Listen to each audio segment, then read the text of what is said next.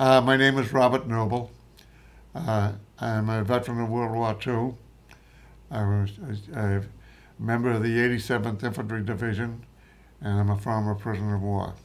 We were right on the German border on December 16th.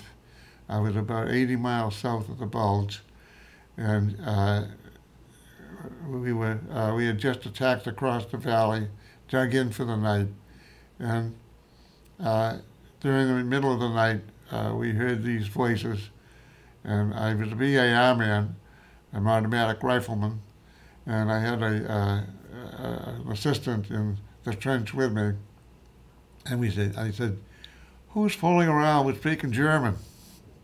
Well, it turned out that a German patrol had come across us from the rear, and at that point, it was probably about maybe 20 yards away. I could see a group of guys standing up, and it looked was gray because of in the middle of the night, and there were some flashlights there, and I had my BAR, and I'm trying to make the decision, should I fire, and I decided that I wouldn't. At that point, my BAR man, assistant, got up and he ran to the rear.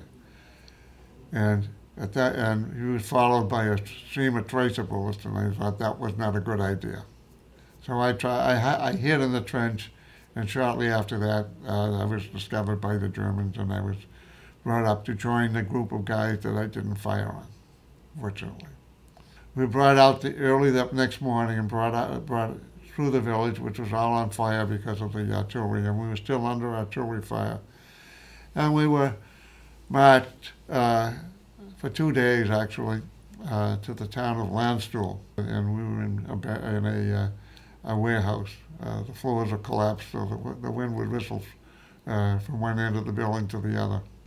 This other fellow and I decided we were going to try and escape, get the French windows, you could open them up.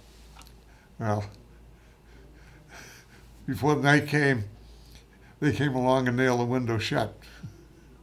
So I think that was a very fortunate situation for me. I don't think that I would have got very far alive anyway. I got an ex-POW number, 315135, and that's one of the few numbers I remember. But when we were registered in, I got that number. I was put aside with a small group of other people. We got moved to another camp. We arrived there in pitch darkness. We were taken off the cars, and the Germans related to us that they all had machine guns, and they said, if anybody tries to run, we will shoot. The next morning, they began to take guys out. It turned out we were being interrogated, and I was interrogated by a German naval officer who spoke good English. He started to interrogate me, and he asked me how I came over. I said, I really don't know. I went into the side of the ship, and I got so sick that I didn't get out of the ship. I didn't get out of the bunk for the length of time I was coming over. By that time, I had been captured so long compared to the other guys that he really didn't push for any significant information. On about the 15th of April, we knew that the armies were coming, because we could hear artillery, we could see searchlights on the sky. Well, on the night of the 15th, we had a wonderful time.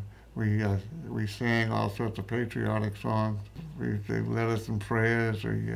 All sorts of celebrations until the Germans got tired of us, and they came in and made us quiet down. The next morning, we woke up. There were no guards in the towers. We looked up on there was what turned out to be a highway next to us, and there was a British tank on the highway. And at that point, we all went through the barbed wire fence and into a stream. It's the first bath we had in months, and the water turned black pretty quickly. But we were fortunate enough to be flown directly to England, to Oxford, England, and we ended up in a general hospital there. And we were quarantined for 14 days until I made sure that we were back in good health. And I had lost about 40 pounds. I was down close to 100 pounds. And I began to put weight on pretty quickly, actually. There were bonfires in all the towns around there was like a row of hills, and there were bonfires with everybody out celebrating the end of the World War, the end of the war in Europe on VE Day on May 12th.